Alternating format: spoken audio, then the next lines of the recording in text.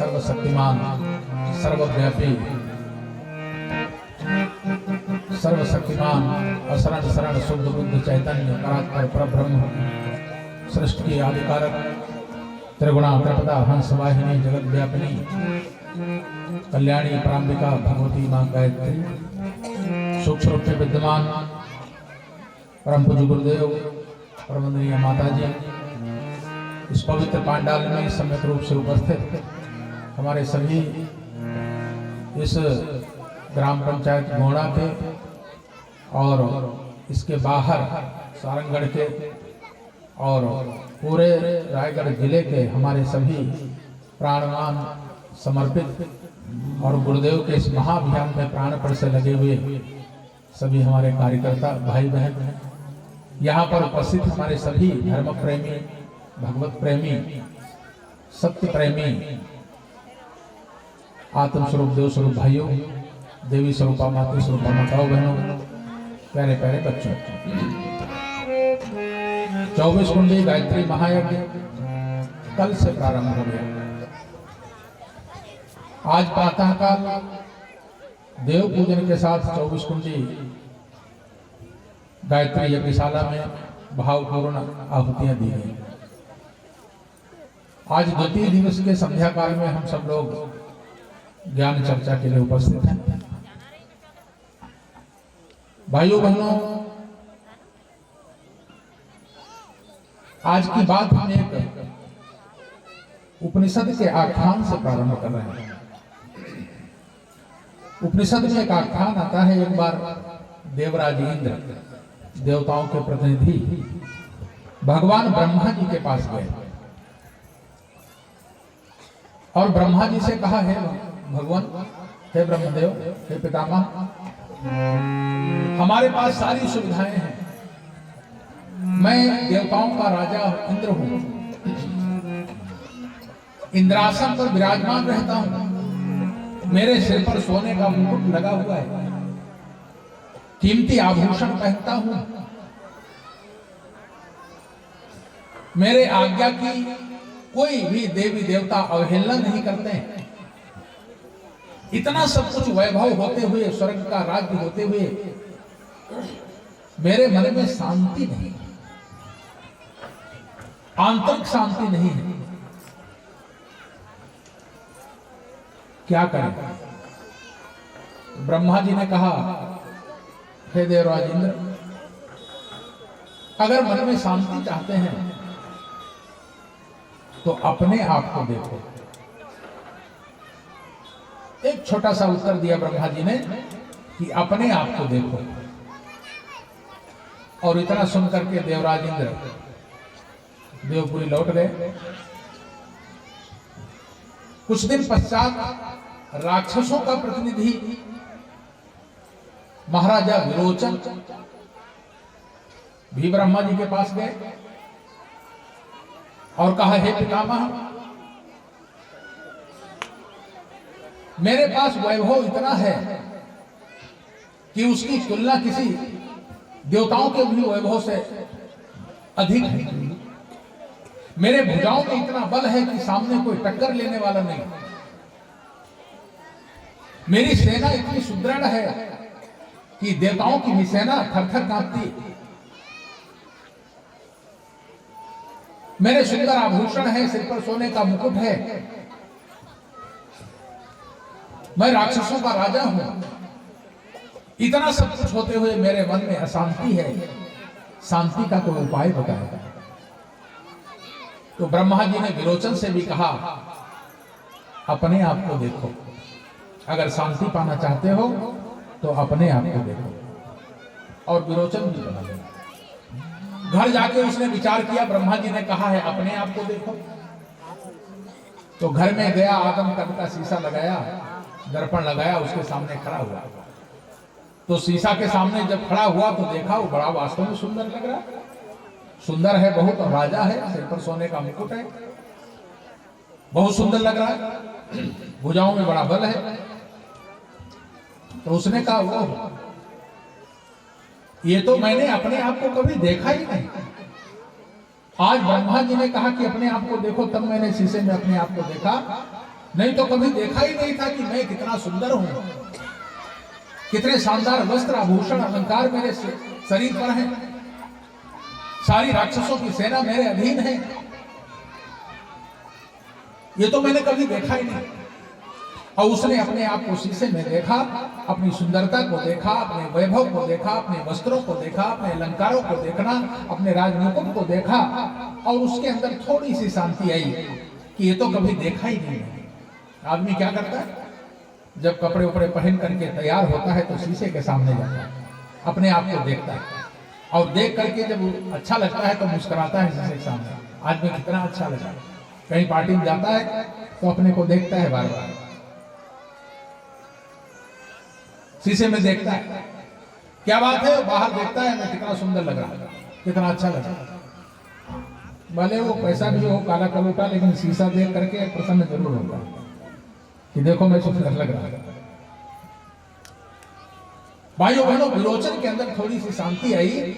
उसने अपने बाह्य आकर्षण को देखा, सोना देखा, वैभव देखा, सेना के बारे में सोचा, और अपने प्रासाद के बारे में, महल अटारी के बारे में सोचा, वैभव के बारे में सोचा, अपने शारीरिक सुंदरता के बारे में सोचा, और सोच करके थोड़ी शांति आई मन में, और उसके प्रश्न का समाधान हो गया। इंद्र भी गए घर, इंद्र से भी वही कहा था ब्रह्मा जी ने, अपने आप को देखो। तो उन्होंने कहा कि ब्रह्मा जी ने कहा अपने आप को देखो, तो उन्होंने भी आदम कद का शीशा लगाया, और जब उनके सेवकों ने उनका श्रृंगार किया और उसके बाद वो शीशे के सामने गए, अपने आप को देखा, तो देखा वास्तव में इंद्र देवताओं के राजा, परम सौंदर्य है, परम सुंदर है, भुजाओं में बल है कि मेरे वज्र का सामना तो बड़े बड़े पहाड़ों को विदीर्ण करने की शक्ति में रखता हूं। लेकिन जब शीशे के सामने अपने आप को देखा, अपना चेहरा देखा, मुकुट देखा, वस्त्र देखा, तो उन्होंने सोचा कि ये तो मैं रोज देखता हूं, जब मैं कपड़ा पहनता हूं, मेरे सेवक मेरा श्रृंगार करते हैं, तो मैं अपने आप को देखता हूं। अगर इतना देख करके शांति आना होता तो पहले आ जाती। इसका मतलब ब्रह्मा जी ने कुछ और देखने के लिए कहा है। तो उन्होंने अपने बारे में सोचा, थोड़ा भीतर उतरे। भाइयों बहनों, जो हमारा ये शरीर दिखता है ना, इसे स्थूल शरीर कहते हैं, दिखने वाला शरीर। हमारे 3 शरीर होते हैं, मालूम है कौन कौन से? कौन से 3 शरीर होते हैं? एक है स्थूल शरीर जो दिखता है, दूसरा है सूक्ष्म शरीर जो दिखता नहीं है लेकिन काम स्थूल शरीर से ज्यादा करता है, और तीसरा शरीर है कारण शरीर, भाव शरीर जिसे कहते हैं, जहां आत्मा का निवास है। 3 शरीर है। ये हमारे ऊपर जो दिखता है, फिर इसके नीचे दूसरा शरीर है, और उसके नीचे तीसरा शरीर है। 3 शरीर है। ये दिखने वाला शरीर मरता जन्मता रहता है, बाकी दोनों शरीर काम करते रहते हैं। तो उन्होंने सोचा, इंद्र ने अंदर जा करके देखा, तो स्थूल शरीर के अंदर जो सूक्ष्म शरीर है उसके बारे में सोचा। सूक्ष्म शरीर 4 चीजों से मिलकर बना है, मन, बुद्धि, चित्त और अहंकार। ये आत्मा के 4 चतुष्ट हैं, सूक्ष्म शरीर के 4 चतुष्ट हैं, 4 चीजों से बना है, मन, बुद्धि, चित्त और अहंकार। उन्होंने सोचा कि इसके अंदर वाला शरीर है मन, बुद्धि, चित्त, अहंकार का, तो इंद्र ने सोचा मेरा मन जो कहता है वो पूर्ण होता है। देवताओं के राजा इंद्र कुछ मन में विचार करें वो पूर्ण हो, ऐसी तो कोई बात है नहीं, तो देवताओं के राजा, स्वर्ग का राज है, कुबेर का खजाना उनके पास है। तो बोले मेरे मन में जो आता है वो पूर्ण हो जाता है, मेरी बुद्धि जो निर्णय लेती है वो सब कोई मानता है। मेरी बुद्धि जो निर्णय लेती है उसको कोई काट नहीं सकता, क्योंकि मैं राजा हूं, देवताओं का राजा हूं। मेरा चित्त जिसकी हामी भरता है, अहंकार उसको करने के लिए उद्यत हो जाता है, कोई रोकता नहीं उसे। इसका मतलब मेरा सूक्ष्म शरीर भी जो चाहता है सो करता है, उसको कोई रोकने वाला नहीं है। इसका मतलब है अगर इनसे भी शांति आनी होती तो पहले आ गई होती। इसका मतलब ब्रह्मा जी ने कुछ और कहा है कि अपने आप को देखो, आखिर अपने आप हम हैं कौन। तो उन्होंने और उसके भीतर डुबकी लगाई, ध्यानावस्था में गए तो देखा कि मन बुद्धि चित्त अहंकार के भीतर एक और शरीर है, भाव शरीर, जिसके भीतर आत्मा का निवास है। भाइयों बहनों, ध्यान की 4 अवस्थाएं होती हैं, स्वप्नावस्था, सुषुप्ति अवस्था और तुरीयावस्था। तो ये जो अवस्थाएं हैं ध्यानावस्था, इसके बाद फिर वो समाधि अवस्था। आदमी ध्यान करता है, स्वप्नावस्था हो या जागृति अवस्था हो, ध्यानावस्था हो, ये कहां तक है, हमारे सूक्ष्म शरीर के अंदर है। लेकिन जब उसके भीतर डूब करके आदमी अंदर जाता है तो उसको आत्मा के दर्शन होते हैं, आत्म दर्शन होता है, आत्मज्ञान। हमारे भीतर जो कारण शरीर है, भावनाओं वाला शरीर, जहां आत्मा का निवास है, वहां उसके दर्शन हो गए। और इंद्र को उसके दर्शन हो गए, माने आत्मा के दर्शन हुए। तो जैसे ही आत्मा का दर्शन होता है वैसे सारे भ्रम मिट जाते हैं, सारा अज्ञान मिट जाता है और इंद्र के अंदर शांति आ गई, परम शांति, परम शांति आ गई। और उन्होंने कहा कि ब्रह्मा जी ने इसे ही देखने को कहा था, अपने आप को देखो। और वो देवता बन गए, जो अपने भीतर देखा, अपनी आत्मा को देखा, शरीर को नहीं, बाहरी वैभव को नहीं, वो देवता बन गए। और जिसने केवल बाहरी वैभव को देखा, शरीर देखा, वो राक्षस बन गए। तो भाइयों बहनों, ये मनुष्य जीवन हमको जो मिला है वो बड़े भाग्य से मिला है, और वो उसी तरफ जाने के लिए मिला है। किसकी खोज के लिए मिला है? जीवात्मा की खोज के लिए, परमात्मा की खोज के लिए, परम तत्व की खोज के लिए।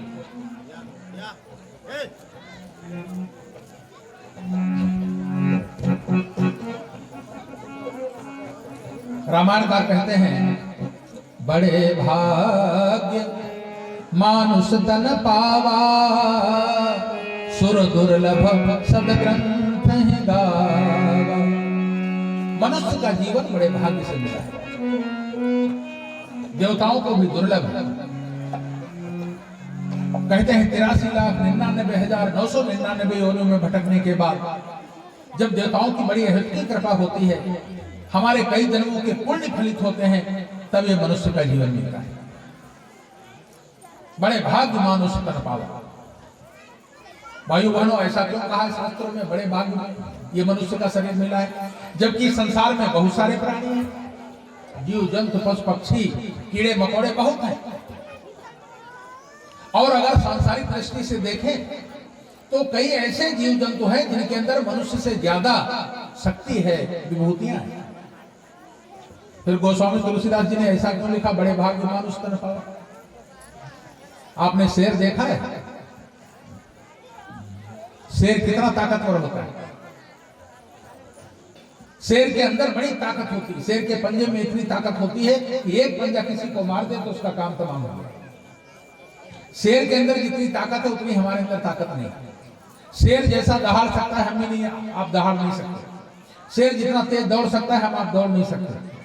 शारीरिक दृष्टि से शेर हमसे ज्यादा बलवान है। हाथी आपने देखा होगा, हाथी कितना भीम का शरीर होता है। हाथी के मुकाबले हम लोग तो उसकी एक टांग भर नहीं है। हाथी के अंदर जितनी बोझा उठाने की शक्ति होती है हमारे आपके अंदर नहीं। तमाम सारे जीव जंतुओं के अंदर बहुत सारी विशेषताएं पाई जाती है। आपने ऊंट देखा होगा, राजस्थान में पाए जाते हैं। ऊंट के अंदर इतनी विशेषता होती है कि 60 दिनों तक बिना भोजन किए, बिना पानी पिए चलता रह सकता है, काम करता रह सकता है, जीवित रह सकता है। हमको आपको 2-4 दिन भोजन न मिले तो प्राण के लाले पड़ जाए, लेकिन ऊंट के अंदर ये विशेषता भगवान ने दी। घोड़े के अंदर जो दमखम है, जो पावर है, वो हमारे आपके अंदर नहीं। कहा जाता है हॉर्स पावर, पावर का प्रतीक है हॉर्स, घोड़ा। बहुत सारी बंदरों जैसे उछल कूद नहीं कर सकते, पक्षियों जैसे हम उड़ नहीं सकते, मछलियों जैसे जल में नहीं रह सकते। आपने मृग देखा होगा, हिरन, जंगल में जितनी तेज दौड़ लेता है हम आप नहीं दौड़ सकते। आदमी तो खरगोश की तरह भी नहीं दौड़ सकता है, हिरन की बात कौन करे, हिरन तो बहुत तेज दौड़ता है, इतनी विशेषता है उसके अंदर। और आपने हिरन देखा होगा, हिरन की आंखें बड़ी सुंदर होती हैं, कितनी सुंदर आंखें भगवान ने बनाई उसकी। किसी की बहुत सुंदर आंखें, कजरारी आंखें होती हैं तो उसे मृगनयन या मृगनयनी कहते हैं। ये सुंदरता भगवान ने दी। मोर के पंखों की सुंदरता कितनी अच्छी, मोर कितना अच्छा नृत्य करता है, छोटे छोटे बच्चे कितना सुंदर घोंसला बना लेते हैं। तो अनेकानेक जीव जंतुओं के अंदर बहुत सारी विशेषताएं पाई जाती हैं, लेकिन फिर भी साहित्यकार ये क्यों लिखते हैं कि बड़े भाग्य मानुष तन पावा। ऐसा लिख देते बड़े भाग्य शेर तन पावा या बड़े भाग्य हाथी तन पावा, और उससे से बड़े बड़े समुद्र की व्हेल मछली ऐसी है कि हाथी सीधा उसके अंदर चला जाए।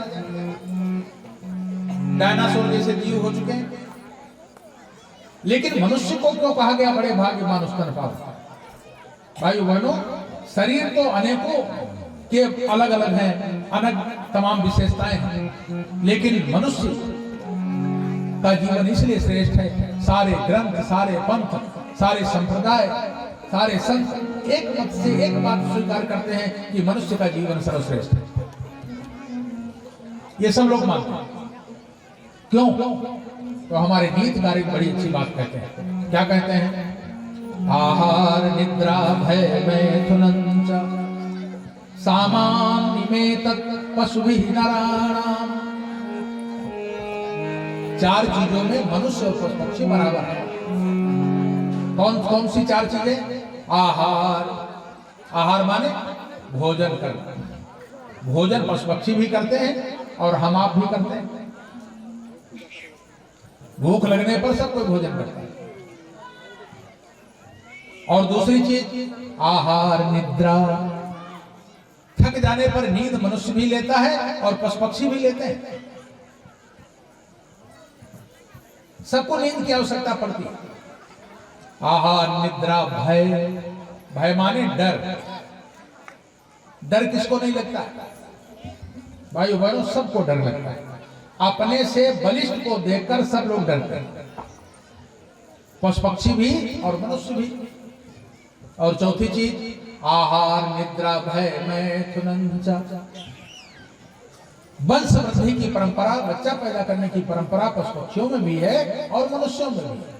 नीतिकार कहते हैं सामान्य में तक पशुभिः नराणाम्। चार चीजों में पशु पक्षी और जीव जंतु बराबर है। फिर मनुष्य को ये क्यों कहा गया बड़े भाग्य मानुष तन पावा? तो नीतिकार कहते हैं ज्ञानो हि तेषाम् अधिकः विशेषः ज्ञानेन हीनः पशुभिः समानः। मनुष्य को अगर पशु पक्षियों से कोई अलग करता है तो उसका नाम है ज्ञान, सोचने की शक्ति, बुद्धि कौशल। अगर बुद्धि ना हो, ज्ञान ना हो, सोचने की शक्ति ना हो, तो मनुष्य और पशु पक्षियों में क्या अंतर है? ज्ञानेन हीनः पशुभिः समानः। जो ज्ञान से हीन है वो पशु पक्षियों के समान है। बिना पढ़े नर पशु कहा है, फिर उसकी कोई कीमत नहीं है। मनुष्य अगर सर्वश्रेष्ठ है तो वो ज्ञान के कारण है, विवेक के कारण है, सोचने की शक्ति के कारण है, क्योंकि मनुष्य सोच सकता है। भाइयों बहनों, मनुष्य ने अपने ज्ञान के सहारे अपना विकास किया, लेकिन अन्य जीव जंतु हजारों हजार साल से उसी अवस्था में रहते हैं क्योंकि उनका ज्ञान वर्धन नहीं है। शेर कच्चा मांस 1000 साल पहले भी खाता था, आज भी खाता है और जंगल में मान में रहता है। 200 साल पहले कुत्ता सड़कों पर नंगा घूमता था, आज भी वैसे घूमता है। 500 साल पहले कौवा कांव कांव करता था, आज भी कांव कांव ही करता है। लेकिन मनुष्य, भाइयों बहनों, अगर 100 साल पहले, 150 साल पहले का इसी गांव का कोई आदमी आ जाए जिंदा होकर के और गांव टहल के देखे तो वो कहेगा हमारा गांव नहीं है, ये तो कुछ परिवर्तन हो गया, अलग हो गया।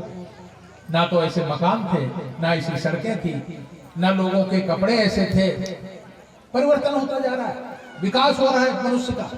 किस लिए विकास हो रहा है? ज्ञान के कारण विकास हो रहा है, क्योंकि मनुष्य ने अपने ज्ञान का विकास किया और इसलिए उसका विकास हो रहा है। मनुष्य हवा में उड़ना सीख गया, मनुष्य पानी में तैरना सीख गया, मनुष्य ने संपर्क करने के लिए सुविधाएं आजाद कर ली, निकाल ली। ज्ञान के कारण मनुष्य ने, भाइयों बहनों, अगर भैंस चाहे कि मैं पनीर के पकौड़े खाऊं तो संभव है क्या? लेकिन आदमी के लिए संभव है। घोड़ा चाहे मैं पैंट शर्ट पहन करके टाई लगा करके घूमूं तो संभव है क्या? नहीं संभव। बकरी चाहे मैं टॉप स्कर्ट पहन करके घूमूं तो संभव है क्या? नहीं संभव है। लेकिन आदमी के लिए संभव है। आदमी ने ज्ञान के सहारे अपनी सुविधाएं इकट्ठा कर ली, अच्छे मकान बना लिए, चलने फिरने के लिए गाड़ी बना ली। तो महत्वपूर्ण क्या है? ज्ञान। सूत्र कहता है भाइयों बहनों, सूत्र कहता है मनुष्य जीवन बड़ा दुर्लभ है, लेकिन उससे ज्यादा दुर्लभ अगर कुछ है तो वो है ज्ञान को प्राप्त करना। जीवन तो सहजता से मिल जाता है।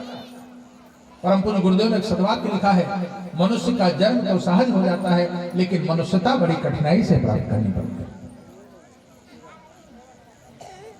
मनुष्य जीवन तो मिल जाता है, लेकिन मनुष्य को ज्ञान कठिनाई से प्राप्त करना पड़ता है। और ज्ञान वो संपदा है जो कभी नष्ट नहीं होती। भाइयों बहनों, इसीलिए हमारे ऋषि लोग कहते हैं, मनीषी लोग कहते हैं, विद्वान लोग कहते हैं कि मनुष्य जीवन की जो असली पूंजी है, असली खाती है, वो ज्ञान है। और जो आपकी पूंजी है, मकान है, दुकान है, बैंक बैलेंस है, जमीन है, भाइयों बहनों, ये तो नष्ट हो जाती है, छूट जाती है। यहाँ तक कि ये सुंदर दिखने वाला शरीर भी छूट जाता है, नहीं कुछ भी साथ जाता है। लेकिन मनुष्य जो ज्ञान प्राप्त कर लेता है वो जन्म जन्मांतरों तक उसके साथ जाता है। भगवान श्री कृष्ण गीता के 4th अध्याय में कहते हैं, तत्र तम बुद्धि संयोगः लभते पौरुदेहकम् यतते च ततो भूयः संसिद्ध्यो गुरुनंदनम्। हे गुरुपुत्र अर्जुन, मनुष्य जो ज्ञान प्राप्त कर लेता है इस जीवन में, अगले जन्म में उसी के सहारे अगली यात्रा प्रारंभ करता है। ज्ञान मरता नहीं। आपके धन संपदा को चोर लुटेरे लूट सकते हैं, चोर चोरी कर सकते हैं, भाई बंटवारा कर सकते हैं, हर बीमारी में समाप्त हो सकता है, लेकिन ज्ञान एक ऐसी संपदा है, ना उसे चोर चोरी कर सकते, ना लुटेरे लूट सकते, ना भाई बंटवारा कर सकते। यहाँ तक ये शरीर भी ना रहे तो भी ज्ञान मरता नहीं है। भाइयों बहनों, ज्ञान जन्म जन्मांतरों तक साथ है। इसलिए कहा गया है कि मनुष्य जीवन की असली पूंजी ज्ञान है। ऐसे तमाम उदाहरण हैं। रामा स्वामी अय्यर जन्म लेने के बाद जब बोले तो संस्कृत में ही बोलने लगे थे। पिछले दिनों आपने टीवी पर देखा होगा, एक आता था लड़का, हरियाणा का था, कौटिल्य नाम था। उससे जो भी पूछा जाए सब बता देता था, जिसको गूगल बॉय कहा गया। और ऐसे और तमाम बच्चे हैं। लंदन में एक लड़की है, अभी 13 साल की है, इंडिया की ही रहने वाली। वो 12 प्रकार की इंग्लिश बोलती है। 12 देशों की अलग अलग जो इंग्लिश बोली जाती है वो बोल लेती है। आपने यूट्यूब पे देखा होगा कहीं, अगर देखो। और आपको एक और उदाहरण बता दें, अमेरिका में एक लड़का है, छोटा सा, 9 साल का, 9 साल की उम्र में उसे विश्वविद्यालय में प्रोफेसर के पद पर नियुक्त किया गया, गणित के प्रोफेसर के पद। बड़े बड़े गणित के सवाल बड़े बड़े प्रोफेसर जो नहीं कर पाते हैं वो बच्चा सॉल्व कर देता है। उसको गणित का प्रोफेसर 10 साल की उम्र में नियुक्त किया गया अमेरिका की एक यूनिवर्सिटी में। उसका नाम मेरे दिमाग से उतर रहा है, बड़ा प्यारा सा नाम है, बच्चा है। तो ज्ञान मरता नहीं, जन्म जन्मांतरों तक जाता है। ऐसे तमाम उदाहरण है। परम पूज्य गुरुदेव ने एक अभंगमे में लिखा है कि लंदन में एक व्यक्ति था जिसका नाम था जॉन फ्रेजर। 1901 से लेकर 1960 के बीच में रहा। परम पूज्य गुरुदेव लिखते हैं कि अंधा था, जन्मांध था, जन्म से अंधा व्यक्ति था, लेकिन उस जन्मांध व्यक्ति को 10,000 लोगों के नाम और पते मुखाग्र याद थे। इतनी स्मरण शक्ति। भाइयों बहनों, उस जन्म में तो पढ़ाई लिखाई तक नहीं किया था, इतनी स्मरण शक्ति कहां से आ गई? तो जन्म, एक जन्म का ज्ञान नहीं होता है, जन्म जन्मांतरों तक ज्ञान साथ में चलता है। इसलिए मनुष्य जीवन की जो असली पूंजी है वो ज्ञान ही है। जिस समय माता सीता का हरण हो गया और सुग्रीव ने अपनी वानर सेना चारों तरफ भेजी सीता जी की खोज करने के लिए, दक्षिण प्रांत की ओर हनुमान, अंगद, जामवंत, सुग्रीव आदि गए। समुद्र के किनारे जाकर के जब जटायु के भाई संपाति के द्वारा यह पता चला कि सीता माता लंका में अशोक वाटिका में बैठी है, तो समुद्र के किनारे बैठ करके और मीटिंग करने लगे सारे बंदर भालू कि 400 कोस का समुद्र पार कैसे किया जाए। संकट सामने आ गया, पता चल गया सीता जी लंका में हैं, लेकिन उनका पता लगाने जाया कैसे जाए। तो भाइयों बहनों, आप सबको मालूम है, सब लोग रामायण पढ़ते हैं कि जामवंत जी के प्रेरित करने पर हनुमान जी तैयार हुए और हनुमान जी छलांग लगा करके चले सीता माँ की खोज करने के लिए। तो हनुमान जी जब भगवान का काम करने के लिए चल पड़े, पहले तो उनको पता ही नहीं था हमारे अंदर इतनी शक्ति है, लेकिन जामवंत जी ने जब उनको जगाया भीतर से, तब उनको अपनी शक्ति का भान हुआ और छलांग लगा करके चल दी। तो जब व्यक्ति अच्छे काम के लिए चलता है, भगवान के काम के लिए आगे बढ़ता है, तो उसके जीवन में बाधाएं आती हैं। हनुमान जी के जीवन में आई, जैसे आगे बढ़े तो कहते हैं मैनाक पर्वत निकल करके आ गया, और मैनाक पर्वत ने कहा हनुमान जी बहुत थक गए होंगे, थोड़ा विश्राम कर लीजिए। ये मैनाक पर्वत क्या है भाइयों बहनों? ये मैनाक पर्वत है यश, सम्मान, प्रतिष्ठा। जब व्यक्ति अच्छा काम करने के लिए आगे बढ़ता है, लोक कल्याण के लिए, समाज कल्याण के लिए आगे बढ़ता है, तो लोग सम्मान करने लगते हैं, लोग तिलक करने लगते हैं, लोग माला पहनाने लगते हैं, लोग जय जयकार करने लगते हैं। ये क्या है? ये भक्ति के मार्ग पर पहली बाधा है। आदमी अगर इसी सम्मान में पड़ गया तो आगे की यात्रा अवरुद्ध हो जाती है। तो हनुमान जी रुके नहीं। हनुमान जी ने क्या कहा? हनुमान ते ही परसा कर पुनि कीन प्रणाम, राम काज कीने बिना मोहि कहाँ विश्राम। विश्राम की बात नहीं सोचते, बस चल पड़े, स्पर्श किया और आगे बढ़े। और जब भक्त वहां भी नहीं रुकता है, आगे बढ़ चलता है, तो उसके जीवन में मुसीबतें आती, परेशानियां आती, बाधा डालती भगवान के काम में। आगे हनुमान जी चले तो आगे सुरसा मुंह बड़ा करके आ गया। सुरसा खड़ी हो गई और सुरसा ने कहा कि मैं तुमको खाऊंगी। तो हनुमान जी ने कहा माता, मैं भगवान का काम करने जा रहा हूँ, सीता का पता लगाने जा रहा हूँ, सीता का पता लगाकर राम को सुना दो, फिर आ जाऊंगा तो खा लेना। लेकिन उसने कहा नहीं, मेरे सामने आकर कोई बच के जाता नहीं, मैं तो खाऊंगी। तो सुरसा ने अपना बड़ा मुंह किया था। तो हनुमान जी ने सोचा कि मैं कोई ऐसा वैसा छोड़ू। सुरसा ने जितना बड़ा मुंह किया था, रामायण काल लिखते हैं, जस जस सुरसा बदन बढ़ावा, वंदे वेदमातरम। जस जस सुरसा बदन बढ़ावा, वंदे वेदमातरम। काशुदून कपिलू दिखावा, वंदे वेदमातरम। काशुदून कपिलू दिखावा, वंदे वेदमातरम। सतजोजन आनंद तेहीना, वंदे वेदमातरम, वंदे वेदमातरम।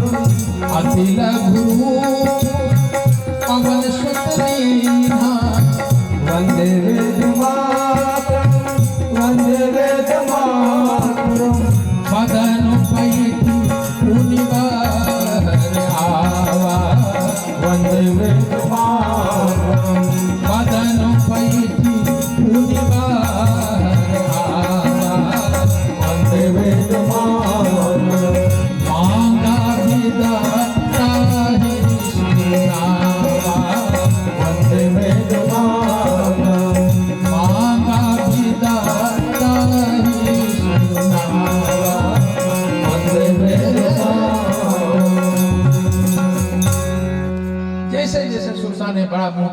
तो हनुमान जी उससे दुगुना अपना शरीर बनाए। तो जैसे हनुमान जी बड़े हुए तो उससे दुगुना मोह उसने सुरसा ने फैलाया। तो हनुमान जी ने देखा कि ये तो छोटा होने का नाम ही नहीं लेती, मैं जितना बड़ा होता हूं उससे दुगुना ये हो जाती। तो देखे कितना सुंदर यह उदाहरण हनुमान जी ने प्रस्तुत किया है। जब सामने वाला आपकी बात बिल्कुल न मान रहा हो, अपना ही अहंकार दिखा रहा हो, तो उससे जीतने का एक ही तरीका है, छोटे बन जाओ। हनुमान जी ने भी यही किया कि देखा ये सामने वाली तो छोटा होने का नाम ही नहीं ले रहे, तो वो क्या हो गए, अति लघु रूप पवन सुत लीना, छोटे बने। छोटे बन जाना, छोटे बने, शरीर छोटा नहीं कर लिया था, विनम्र बन गए। विनम्रता कहते हैं ना, झुकता वही है जिसमें जान होती है, अकड़ना तो मुर्दों की पहचान होती है। जो झुक कर मिल रहे हो उनको कमजोर मत समझ। इतिहास साक्षी है, फलदार वृक्ष लचकते जरूर। हनुमान जी छोटे हो गए, कहते हैं मुंह में जाकर के आ गए और हाथ जोड़ करके विदा मांगी। तो इस चतुराई से सुरसा बड़ी प्रसन्न हुई और सुरसा अपने असली रूप में, देवी रूप में आ गया। और उसने कहा कि मैं तो तुम्हारी परीक्षा लेने आई थी कि जहां लंका में जा रहे हो वहां केवल शरीर बल वाले नहीं, बुद्धि बल वाले भी हैं, मायावी भी हैं। तो तुम्हारे असली बल की परीक्षा लेने आई थी कि तुम्हारे अंदर बुद्धि बल है कि नहीं है, ज्ञान है कि नहीं है। तो असली बल ज्ञान बल है। और क्या कहा सुरसा ने, राम काज सब करी हो बल बुद्धि निदान, दयाशीष दई सो हरस चलो हनुमान। उसने कहा जाओ मेरा आशीष है, विजयी होकर के लौटो। बुद्धि बलम तस्य निर्बुद्धेश कुतो बलम, असली बल भी बुद्धि का बल है। भाई बहनों, इसलिए ज्ञान सार्थक करता है मनुष्य जीवन को। ज्ञान है तो मनुष्य जीवन सार्थक बन जाता है। लेकिन भाइयों बहनों, कौन सा ज्ञान होना चाहिए? देखिए, ज्ञान के दो तरीके हैं, दो पक्ष हैं। एक का नाम है शिक्षा और दूसरे का नाम है विद्या। शिक्षा और विद्या दोनों अलग अलग चीजें। शिक्षा माने भौतिक जानकारी, शिक्षा माने व्यावसायिक जानकारी। जो आप पढ़ते हैं स्कूल में, इतिहास, भूगोल, गणित, ज्योग्राफी जो पढ़ते हैं वो शिक्षा है, जो हमको नौकरी दिला सकती है, व्यवसाय खड़ा करा सकती है, इलेक्शन जिता सकती है। ये क्या है? ये शिक्षा है। लेकिन विद्या क्या है? भाइयों बहनों, विद्या ददात विनयम विनयात पात्रताम। विद्या वो है जो हमारी पात्रता विकसित करती है, जो हमको सही मार्ग दिखाती है, उसे विद्या कहते हैं, उसे प्रज्ञा कहते हैं। गायत्री माता यही प्रज्ञा व्यक्ति के भीतर की जागृत करती है। पढ़े लिखे तो बहुत है, आज जो करोड़ों के घोटाले करते हैं वो क्या कम पढ़े लिखे? जो बड़े बड़ी घटनाएं करते हैं, आतंकवादी घटनाएं करते हैं, वो क्या कम पढ़े लिखे लोग? पढ़े लिखे बहुत हैं, शिक्षित बहुत हैं। आज जिससे पूछो कहेगा हम बीए हैं, एमए हैं, डॉक्टर हैं, मास्टर हैं, वकील हैं। कोई कमी है क्या? लेकिन वो शिक्षा हुई। विद्या भाइयों बहनों किसी को भी हो सकती है, पढ़े लिखे को भी और ना पढ़े लिखे को भी। विद्या माने समझदारी। परम पूज्य गुरुदेव ने 4 सूत्र लिखे हैं मनुष्य जीवन के उद्धार के। समझदारी, ईमानदारी, जिम्मेदारी और बहादुरी। पहला सूत्र ही लिखा है समझदारी। आज समझदारी नहीं है व्यक्ति के भीतर। समझ तो है लेकिन समझदारी नहीं है। समझ में और समझदारी में अंतर है। समझ माने शिक्षा और समझदारी माने विद्या। समझ है कि सवेरे 4 बजे उठना चाहिए, लेकिन उठ नहीं पाते हैं क्योंकि समझदारी नहीं है। समझ है कि बीड़ी नहीं पीना चाहिए, लेकिन फिर भी पीते हैं क्योंकि समझदारी नहीं है। समझ है दारू नहीं पीना चाहिए, उल्टा सीधा नहीं खान पान करना चाहिए, लेकिन जानते हुए भी करते हैं क्योंकि समझदारी नहीं है। यही विद्या, इसी का अभाव है। ये ऋषियों का ज्ञान।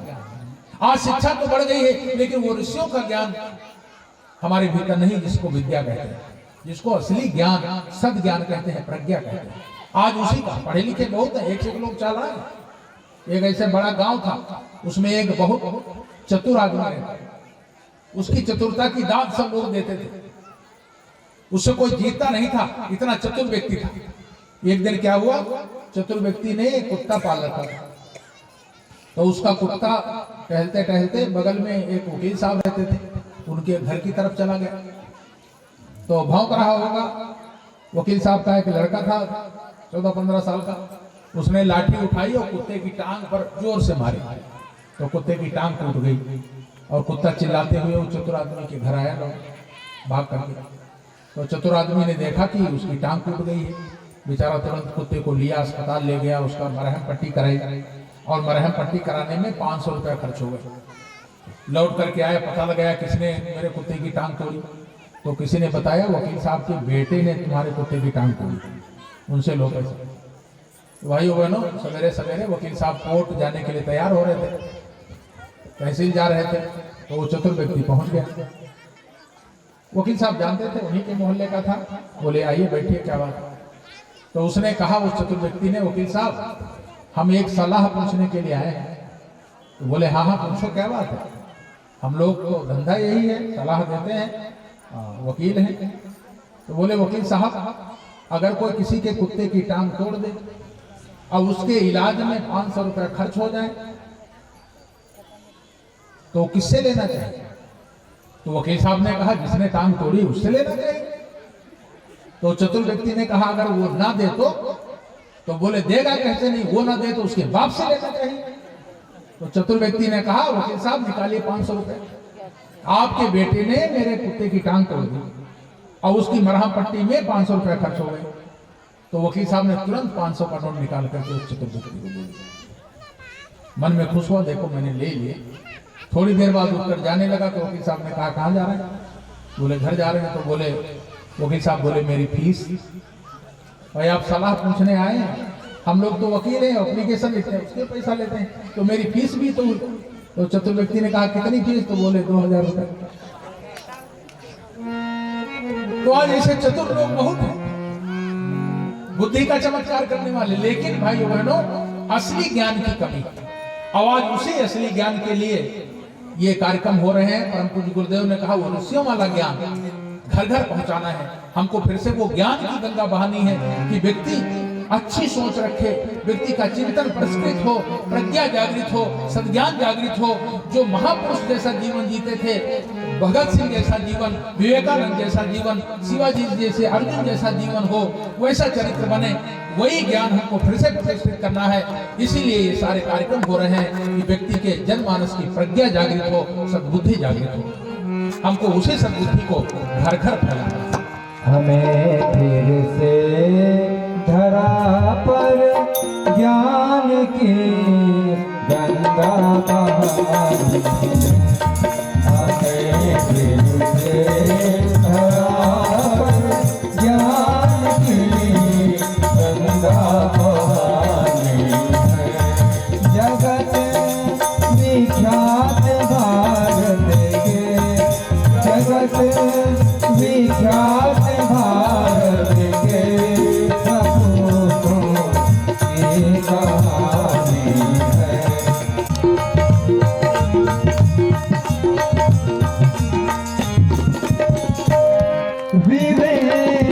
विवेकानंद से जग ने नवल अध्यात्म पाया था। विवेकानंद से जग में नवल अध्यात्म पाया था। कि सोया कर्म दर्शन राम तीरथ ने जगाया था। कि सोया कर्म दर्शन राम तीरथ ने जगाया था। जला लखीन आगे है डुबा, सकता न पानी है। जला लखीन आगे है डुबा,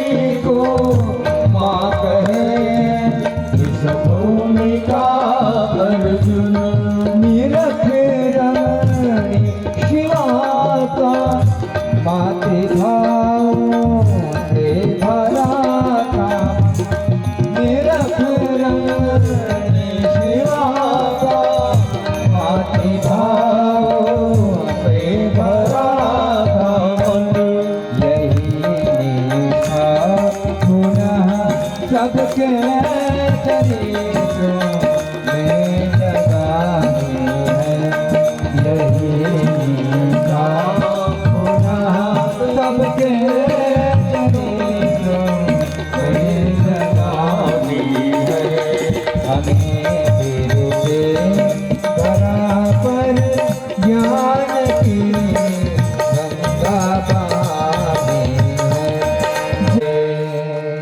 फिर से वो ज्ञान की गंगा बह निकले। हर व्यक्ति श्रेष्ठ चिंतन करे, सद विचारों को ग्रहण करे, उसी का घर घर प्रचार करना है। भाइयों बहनों, ज्ञान प्राप्त कैसे होगा? तो हमारे ऋषियों ने 2 तरीके बताए हैं ज्ञान प्राप्त करने के। एक का नाम है स्वाध्याय और दूसरे का नाम है सत्संग। 2 माध्यम है ज्ञान प्राप्त करने के लिए। स्वाध्याय माने होता है पढ़ करके ज्ञान प्राप्त करना। बच्चे स्कूल में पढ़ करके ज्ञान प्राप्त करते हैं। अच्छी पुस्तकों को पढ़ना। स्वाध्याय का मतलब होता है स्व माने अपना और अध्याय माने जानना। अपने बारे में जानकारी प्राप्त करना, हमारे भीतर क्या है इसके बारे में जानना। असली स्वाध्याय का मतलब ये होता है। अपने आप को देखो, मैंने बात भी वहीं से शुरू की। अपने आप को देखने का तरीका कैसे प्राप्त हो, वैसा साहित्य पढ़ना। आज हम पढ़ते तो हैं लेकिन पढ़ने योग्य नहीं पढ़ते। हम कहते हैं भाई साहब पत्रिका पढ़ा कीजिए, तो लोग कहते हैं भाई साहब पत्रिका पढ़ते हैं? कौन सी पत्रिका पढ़ते हैं? तो कहते हैं भाई साहब सहेलियां पढ़ लेते हैं। और कौन सी पत्रिका पढ़ते हैं? जासूसी उपन्यास पढ़ लेते हैं, खूनी पंजा पढ़ लेते हैं, सिसकते आंसू पढ़ लेते हैं, सत्य कथा पढ़ लेते हैं। भाइयों बहनों, ये पत्रिका पढ़ेंगे दिमाग और खराब होगा। अगर पत्रिका पढ़ना है तो अखंड ज्योति पत्रिका पढ़िए, जो 1938 से बिना किसी एडवर्टाइजमेंट के लाखों लोगों का मार्गदर्शन कर रही है। युगनिर्माण योजना पत्रिका पढ़िए, पाक्षिक पत्रिका पढ़िए, कल्याण पत्रिका पढ़िए, रामायण पढ़िए, गीता पढ़िए, भागवत पढ़िए, वेद पढ़िए, पुराण पढ़िए, प्रज्ञा पुराण पढ़िए, गायत्री महाविज्ञान पढ़िए। इतना सारा साहित्य हमारे ऋषियों ने तप करके लिख करके रख दिया। भाइयों बहनों, परम पूज्य गुरुदेव ने 24 वर्षों तक गाय के पेट से निकले हुए जौ की रोटी खाकर गायत्री मंत्र के 24 लाख के 24 महापुरुष पूरे किए। और उसके बाद उन्होंने लेखनी उठाई, जो भीतर से ज्ञान उपजा वो लिखा, वो ज्ञान। और हमारे अन्य ऋषि, अगर ऋषियों का जीवन देखें, वेद व्यास जी ने बद्रिका आश्रम में रहकर के कठोर तपस्या की, तब साहित्य लिखा। जितने भी ऋषियों ने बड़े बड़े ग्रंथ लिखे हैं, भाइयों बहनों, वो कंद मूल फल खा करके जंगलों में घास फूस की कुटी बना करके रहे। कितना श्रम किया है, किसके लिए? हम सबके कल्याण के लिए। और आज हमको पढ़ने की भी फुर्सत नहीं। पढ़िए, वेद पढ़िए, उपनिषद पढ़िए, पुराण पढ़िए, महापुरुषों का साहित्य पढ़िए, महापुरुषों के जीवन दर्शन पढ़िए। उससे हमारे भीतर का ज्ञान जागृत होगा। परम पूज्य गुरुदेव ने पहली किताब लिखी। आज व्यक्ति दुनिया की जानकारी तो रखता है, उसे भूगोल आता है, उसे इतिहास आता है, उसे गणित आता है, उसे जियोग्राफी आती है, बॉटनी आती है, तमाम विषय आते हैं, लेकिन व्हाट एम आई, मैं क्या हूं? कभी आपने सोचा? गुरुदेव की एक किताब है, मिलेगी आपको, मैं क्या हूं। गुरुदेव ने पहली किताब 24 वर्षों की तपस्या के बाद पहली किताब लिखा, उसका नाम है मैं क्या हूं। पढ़िए, छोटी सी किताब है, 8-10 रुपए की होगी मेरे ख्याल से, 5-7 रुपए यहाँ स्टॉल पर मिलेगी। बहुत सारी किताब लिखी। जीवन देवता के बेहतर युग दृष्टा का जीवन दर्शन पढ़िए, गायत्री महाविज्ञान पढ़िए, प्रज्ञा पुराण पढ़िए, तो हमारे भीतर वाला ज्ञान जागृत होगा। ये साहित्य पढ़ने से ज्ञान प्राप्त करने का एक तरीका है स्वाध्याय का। परम पूज्य गुरुदेव ने कहा है, भजन नहीं तो भोजन नहीं, और स्वाध्याय नहीं तो शयन नहीं। जब तक भजन न कर ले तब तक भोजन न करें। एक नियम बना लीजिए, तो किसी दिन भजन आपका छूटेगा नहीं कि थोड़ी देर जब नहीं कर लेंगे तब तक भोजन नहीं करेंगे। एक नियम बना लीजिए। और जब तक कुछ पढ़ नहीं लेंगे, 4 पन्ने 2 पन्ने, तब तक सोएंगे नहीं, ये नियम बना लीजिए। दिन भर नहीं मौका मिला, खा पी करके सोने चले हैं तो किताब उठाइए, 2 पन्ना पढ़ लीजिए, पन्ना पढ़ लीजिए, फिर सोइए, तो किसी दिन छूटेगा नहीं। आप नियम बनाइए, आपके भीतर वो ज्ञान का होता हुआ चला जाएगा। एक तरीका है स्वाध्याय और दूसरा तरीका है भाइयों बहनों सत्संग। सत्संग माने सुन करके ज्ञान प्राप्त करना। पढ़ा हुआ ज्ञान भूल भी जाता है, लेकिन सुना हुआ ज्ञान स्थिर हो जाता है, रुक जाता है। इसीलिए हमारे देश में सत्संग की परंपराएं थी, लोग सुनाते थे। जो हम नहीं उतना पढ़ सकते हैं, नहीं चिंतन मनन कर सकते हैं, लेकिन जिसने पढ़ा है, चिंतन मनन किया है, उसके माध्यम से सुन लेते थे। इसी का नाम है सत्संग।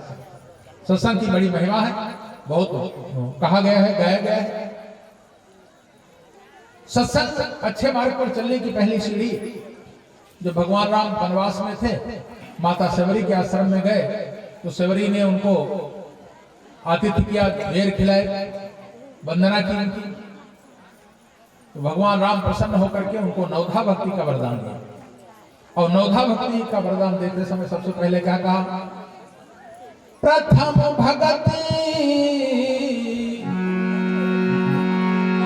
प्रथम भगति संतन कर संगा, दूजी रति मम कथा प्रसंगा। सबसे पहली भक्ति क्या है? सत्संग। सत्संग करने से हमारे भीतर ज्ञान प्रकट होता है, हमारे भीतर ज्ञान आता है। इसलिए सत्संग की बड़ी महिमा है। कहते हैं जहां जब जैसा मौका मिले सत्संग करना चाहिए। एक घड़ी आधी घड़ी आधी में पुनिया, तुलसी संगत साधु की हरहि कोटि अपराध। थोड़ी देर की संगति भी, पता नहीं कौन सा संग आपके जीवन का आमूल परिवर्तन कर दे। कोई जरूरी नहीं आप महीनों कथा सुने तब आपका परिवर्तन हो, कभी कभी एक बात ही व्यक्ति का परिवर्तन कर दे, आमूल परिवर्तन हो जाता। और ऐसे तमाम उदाहरण लोगों के परिवर्तन हुए।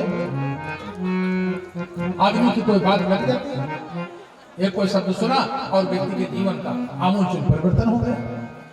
इसलिए सत्संग की महिमा बहुत गाई गई। कहा जाता है कि सत्संग के बिना कभी होता नहीं है ज्ञान, और बिन ज्ञान के होता नहीं इस जीव का कल्याण। जीवात्मा का कल्याण बिना ज्ञान के नहीं होता है, और ज्ञान बिना सत्संग के नहीं होता है। बच्चा स्कूल में पढ़ने जाता है तो मास्टर साहब के लिए सत्संग ही तो करता है साथ में। जो बच्चा जितना मन लगा के सत्संग करता है वो उतने अच्छे नंबर से पास होता है।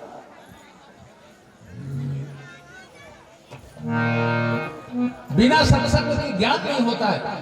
और भाइयों बहनों सत्संग भी बिना भगवान की कृपा के नहीं होता है। जिन पर भगवान की कृपा होती है उन्हें ही सत्संग मिलता है। यहां पर जो लोग बैठे हैं उन पर बड़ी भगवान की कृपा है। जिनके पुण्य उदय होते हैं, जिन पर भगवान की कृपा होती है, उनको सत्संग मिलता है, क्योंकि सत्संग से ज्ञान प्राप्त होता है। गोस्वामी तुलसीदास जी लिखते हैं, बिनु सत्संग विवेक न हो,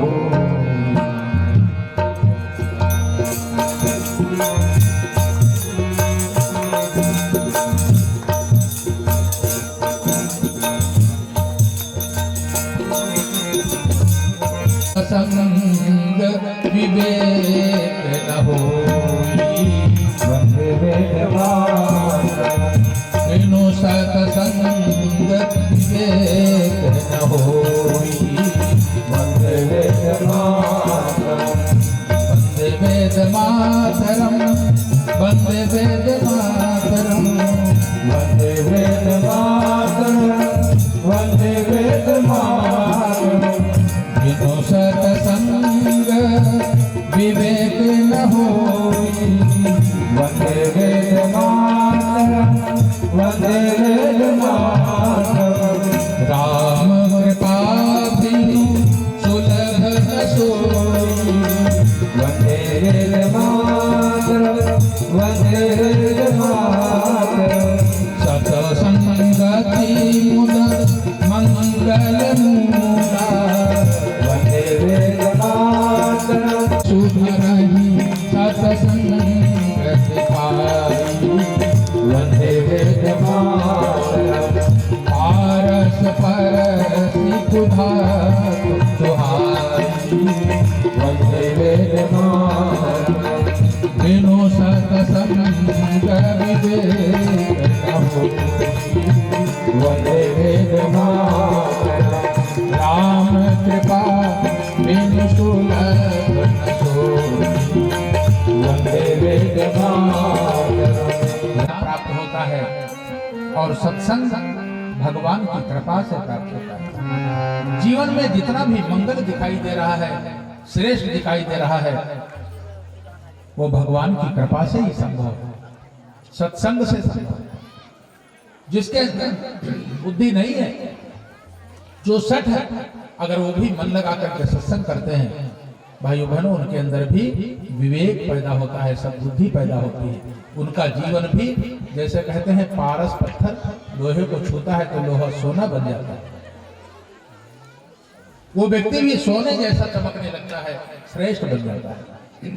इसलिए जब भी मौका मिले व्यक्ति को सत्संग करना चाहिए। उपनिषद की एक कहावत है, एक बार एक महात्मा जी जंगल के रास्ते कहीं जा रहे, एक तालाब के किनारे से निकले तो उन्होंने देखा एक मछुआरा अपना बहुत बड़ा जाल डाला है तालाब में, और वो जाल जब खींचने लगा तो उसके जाल में बहुत सारी मछलियां फंसी हुई थी। जब वो जाल खींच रहा था तो मछलियां जाल से बाहर जाने के लिए उछल कूद मचा रही थी। तो महात्मा जी रुक गए और अपने शिष्यों से कहा, शिष्यों इस मछुआरे को देख रहे हो,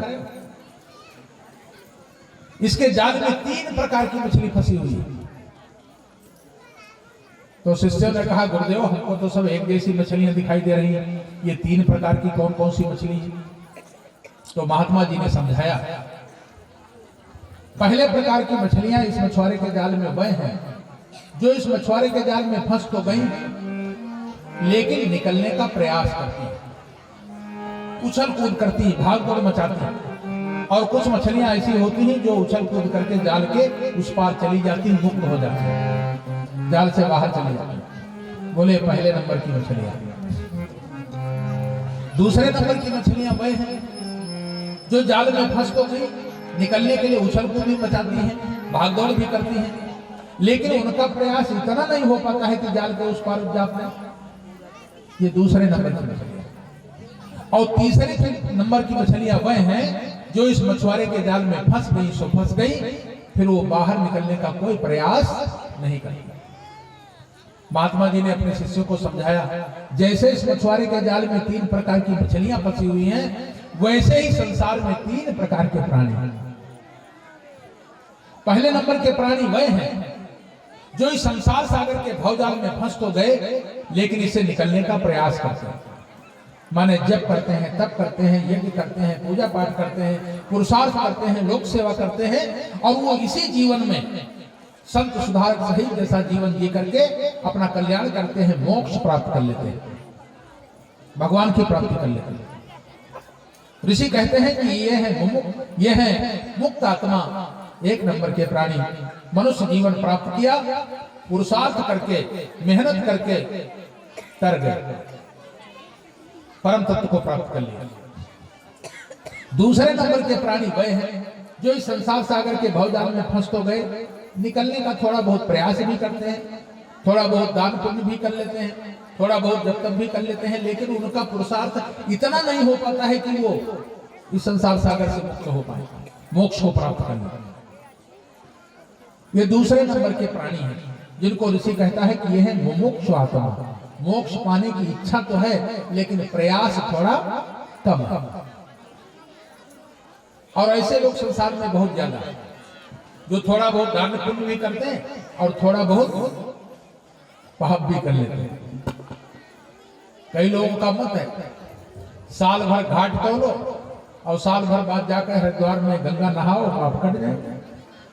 साल भर उल्टे सीधे काम करो, साल भर में एक भागवत कथा सुन लो, सारे पाप धुल जाएंगे।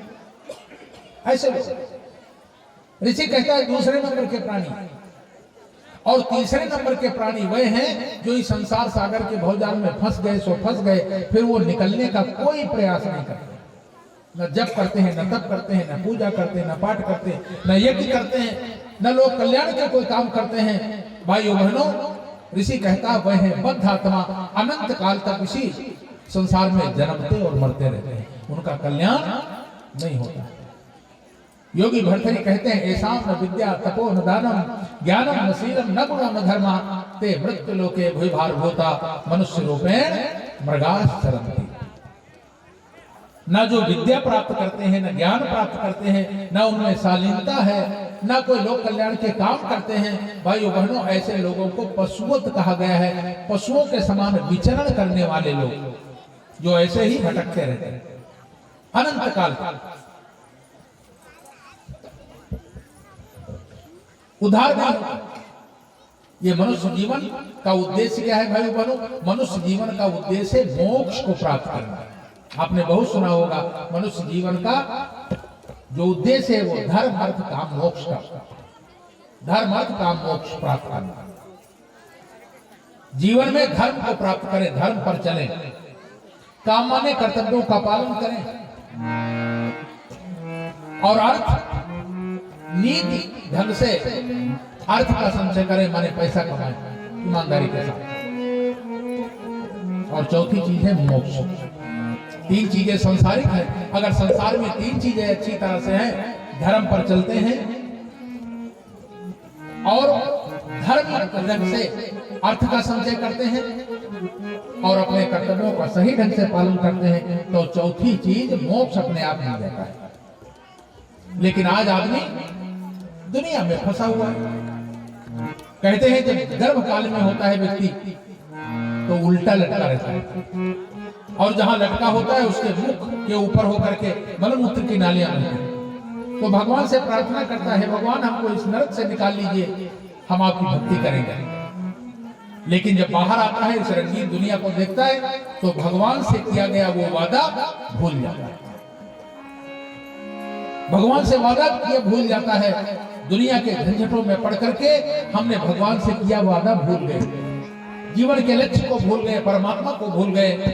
ये दुनिया में आए थे भगवान का भजन करने के लिए, दुनिया में आए थे मोक्ष प्राप्त करने के लिए, अपना उद्धार करने के लिए, अच्छे काम करने के लिए, लोक मंगल करने के लिए, दूसरों की सेवा सहायता करने के लिए, ये संसार रूपी बगीचा को सुंदर बनाने के लिए आए थे। लेकिन हम दुनिया के माया जाल में फंस करके अपना असली लक्ष्य भी भूल गए, भटक गए। गीतकार कितनी सुंदर पंक्तियां कहते हैं कि दुनिया में आए लेकिन अपने लक्ष्य को भटक करके हम कहां खो गए।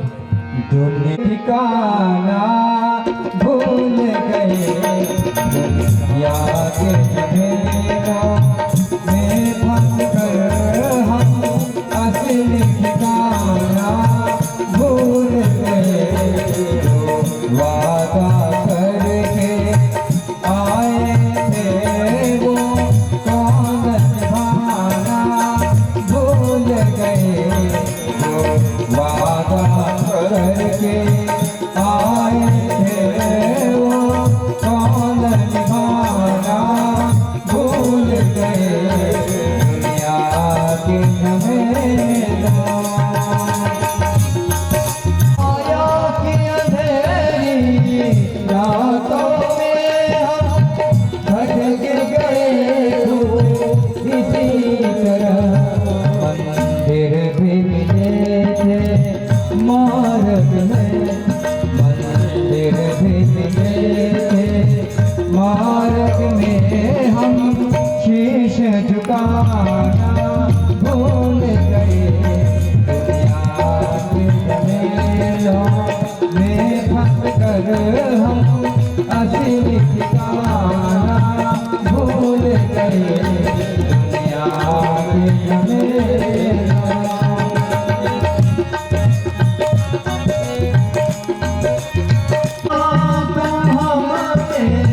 प्यार किया और खुद की हकीकत ना जाने।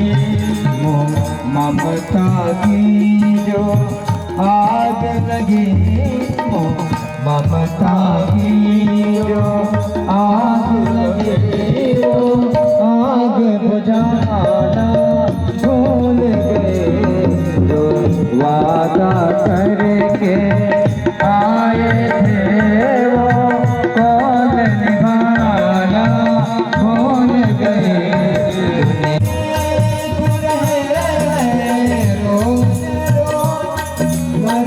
घट में राशि जलती है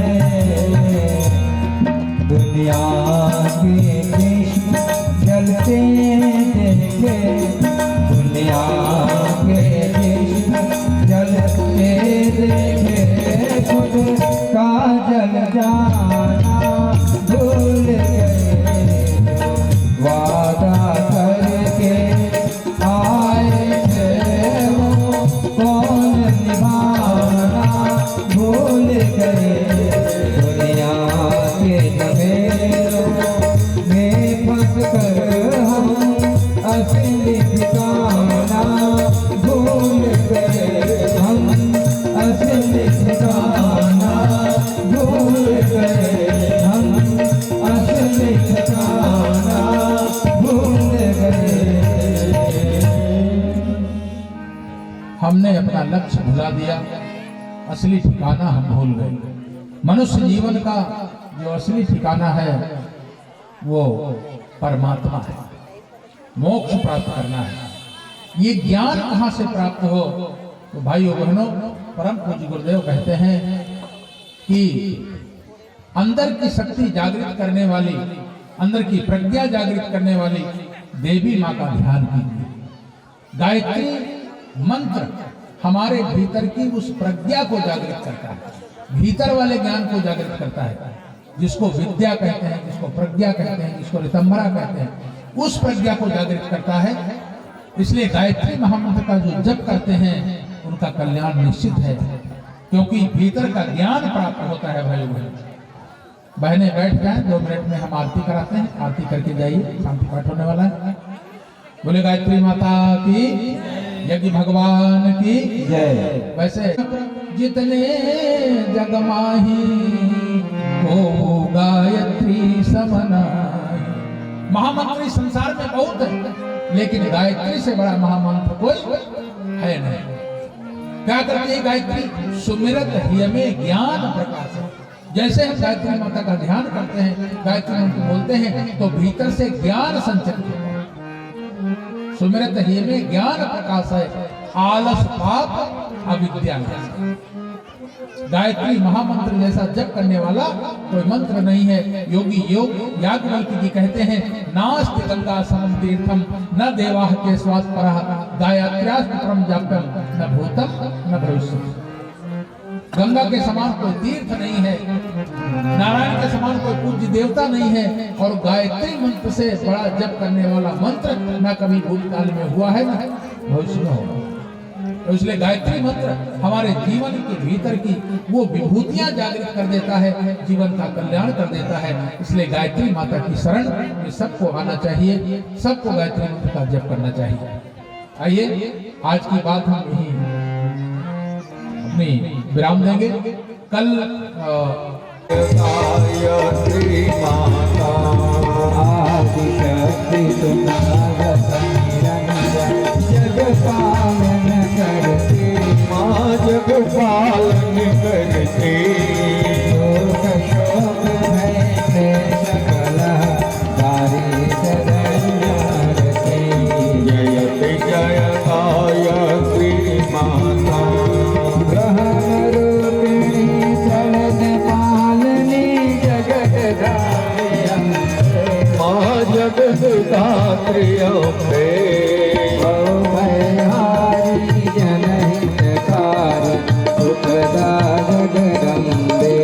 जयति जय गायत्री माता हारिणी भवतारिणी अजयानंद राशि माँ, अजयानंद राशि अवतारी अगहरी भविचलित कमले अविनाशी।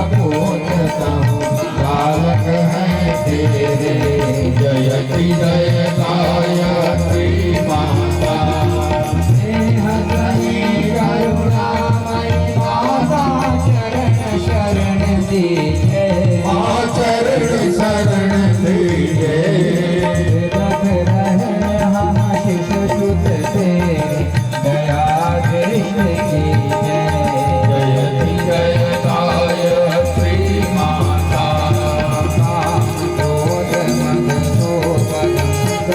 दुर्भाव द्वेष हरिये दुर्भाव द्वेष हरिये शोध दुमद निश पाप हृदय मन को पवित्र करिए जयति जय गायत्री माता तुम समाट सब भासितारिणी दोष दोष नाथा मातृ त्राता सतनारद पर हमें चलाओ जो है सुख गाता जयति जय गायत्री माता जयति जय गायत्री माता जयति जय गायत्री माता सतनारद पर हमें चलाओ जो है सुख गाता जयति जय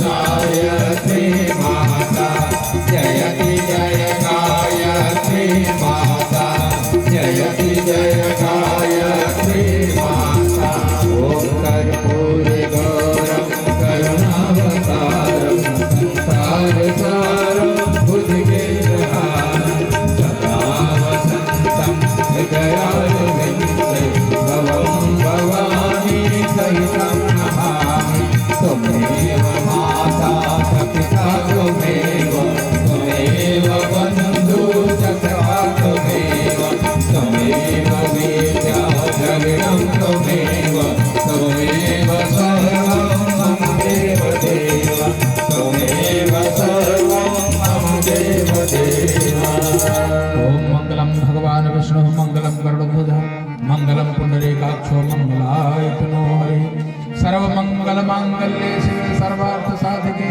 शरणे त्र्यंबके गौरी नारायणी नमोस्तुते ओम मारातिकं समर्पयामि माता पावमानि द्विजानमायु प्राणं प्रजां पशुं कीर्तिं द्रविणं ब्रह्मगचसं मह्यं दत्त्वा व्रजत ब्रह्मलोकम् शान्तिरन्तरिक्षं शान्ति पृथिवी शान्तिरापः शान्तिरोषधयः शान्ति वनस्पतयः शान्तिर्विश्वे देवा शान्तिर्ब्रह्म शान्ति सर्वं शान्ति शान्तिरेव शान्ति सामा शान्तिरेधि ॐ शान्ति शान्ति शान्ति सर्वारिषु शान्तिर्भवतु बोले भगवान की जय। परम पूज्य गुरुदेव की जय। परम दनिया माता जी की जय। भगवान की जय। भारत माता